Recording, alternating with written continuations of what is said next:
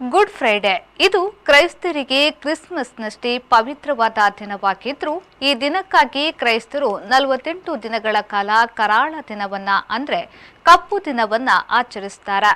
ಯೇಸು ಕ್ರಿಸ್ತರು ಶಿಲುಬೆಗೇರಿದ ಈ ದಿನವನ್ನ ಪವಿತ್ರ ಪ್ರಸಾದವನ್ನ ಭಗವಂತನು ಜನರಿಗೆ ನೀಡಿದ್ದ ಅನ್ನುವ ಕಾರಣಕ್ಕಾಗಿ ಈ ದಿನ ಬಹಳಷ್ಟು ವಿಶೇಷವಾಗಿದೆ. ಶುಭ ಶುಕ್ರವಾರಕ್ಕೂ ಮೊದಲ ದಿನ ಎಲ್ಲ ಚರ್ಚ್ಗಳಲ್ಲೂ ನಡೆಯುವ ಏಸುಕ್ರಿಸ್ತರ ಕೊನೆಯ ಭೋಜನ ಹಾಗೂ ಅವರು ನೀಡಿದ ಸಂದೇಶದ ಅನುಷ್ಠಾನದ ಕಾರ್ಯಕ್ರಮ ವಿಶೇಷವಾಗಿ ನಡೆಯುತ್ತದೆ. ತನ್ನ ಕೊನೆಯ ಗಳಿಗೆಯಲ್ಲೂ ತನ್ನ ಶಿಷ್ಯರ ಪಾದ ತೊಳೆಯುವ ಮೂಲಕ ಸೇವೆ ಎನ್ನುವುದು ಎಷ್ಟು ಮುಖ್ಯ ಎನ್ನುವುದನ್ನು ಸಾರಿದ್ದ ಏಸುಕ್ರಿಸ್ತರ ಸಂದೇಶವನ್ನು ಈ ಗುರುವಾರ ರಾತ್ರಿಯ ಪೂಜೆಯಲ್ಲಿ ಕಾಣಬಹುದಾಗಿದೆ. ಕ್ರೈಸ್ತರ ಆರಾಧ್ಯ ಮೂರ್ತಿಯಾಗಿ ತ್ಯಾಗ ಬಲಿದಾನದ ಸಂದೇಶವಾಗಿರುವ ಏಸುಕ್ರಿಸ್ತರನ್ನು ಶಿಲುಬೆಗೆ ಏರಿಸಲಾಗಿದ್ದ ದಿನವನ್ನು ಕ್ರೈಸ್ತರು ಶುಭ ಶುಕ್ರವಾರವನ್ನಾಗಿ ಆಚರಿಸುತ್ತಾರೆ. ಆದರೆ ಇದರ ಆಚರಣೆಗೂ ಮೊದಲ 48 ದಿನಗಳ ಕಾಲ ಕ್ರೈಸ್ತರು ಮಧುಮಾಂಸಗಳನ್ನು ತ್ಯಜಿಸಿ ಸಂಪೂರ್ಣ ಸಸ್ಯಾಹಾರಿಗಳಾಗಿ ಏಸುಕ್ರಿಸ್ತರ ಕಷ್ಟದ ದಿನಗಳನ್ನು ನೆನಪಿಸಿಕೊಳ್ಳುತ್ತಾರೆ. ಏಸುಕ್ರಿಸ್ತರು ಶಿಲುಬೆಗೆ ಏರುವುದಕ್ಕೂ ಮೊದಲಾಗಿ ಯಾವ ರೀತಿಯ ಸಂಕಷ್ಟಗಳನ್ನು ಅನುಭವಿಸಿದ್ರು, ಆ 48 ದಿನಗಳ ಕಾಲ ಅವರು ಅನುಭವಿಸಿದ್ದ ಎಲ್ಲ ನೋವುಗಳನ್ನು ಹಂಚಿಕೊಳ್ಳುವುದೇ ಈ ವೃತಾಚರಣೆಯ ಉದ್ದೇಶ.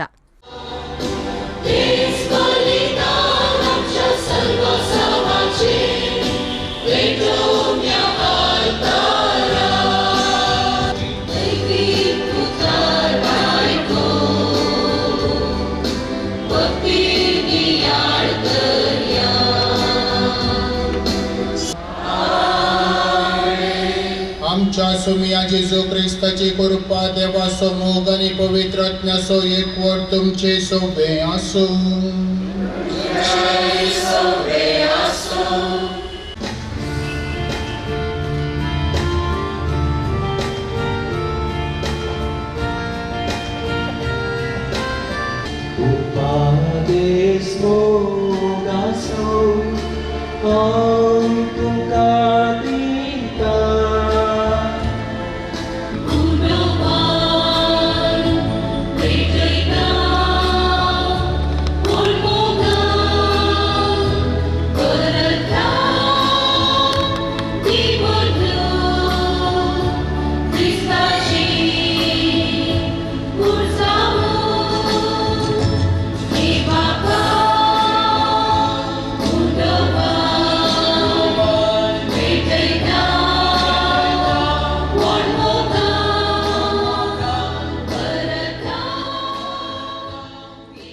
बापा तुझ्या मुळीयर यांच्यानी सगळ्या कुटुंबाची ही देणी मानून घे.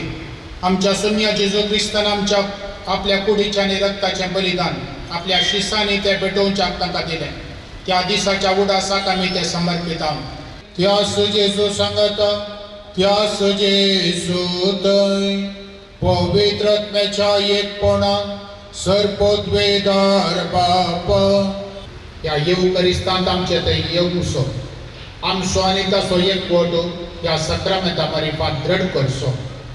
48ನೇ ದಿನದ ಬಳಿಕ ಬರುವ ಆದಿತ್ಯವಾರ ಹೋಲಿ ಸಂಡೇ ಎಂದು ಮೊದಲು ಬರುವ ಗುರುವಾರವನ್ನು ಮೋಂತಿ ಗುರುವಾರ ಎಂದು ಆಚರಿಸಿಕೊಳ್ಳುತ್ತಾರೆ.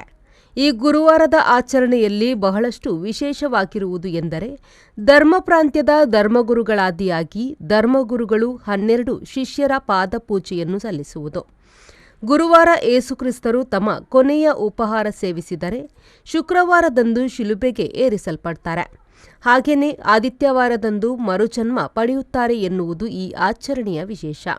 ಏಸುಕ್ರಿಸ್ತರು ಶಿಲುಬೆಯನ್ನು ಏರುವ ಕೊನೆಯ ಕ್ಷಣದಲ್ಲೂ ಕೂಡ ಸೇವೆಯನ್ನು ಮರೆಯಬೇಡ, ದೀನದಲಿತರ ಸೇವೆಯ ಮೂಲಕ ಜೀವನ ಮುನ್ನಡೆಸಿ ಎನ್ನುವ ಸೂಚನೆಯನ್ನು ತನ್ನ ಶಿಷ್ಯರ ಪಾದ ತೊಳೆಯುವ ಮೂಲಕ ತೋರಿಸಿದರು.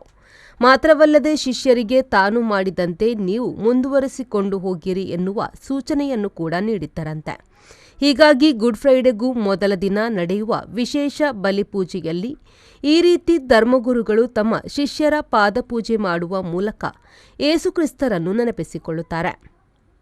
आणि हो मोग देव ताच्या पुता मुखांतर व्यक्त करता जो अंश म्हणजे तिसरो अध्याय 16वे वेळेत आपल्या एकल्याच पुताक तो संवसाराक धरता. कित्याक म्हळ्यार आमचो तो मोग करता. आमची जबाब आमी तुका बुजयता येसुम्या. आमी तुका बुजयता येसुम्या.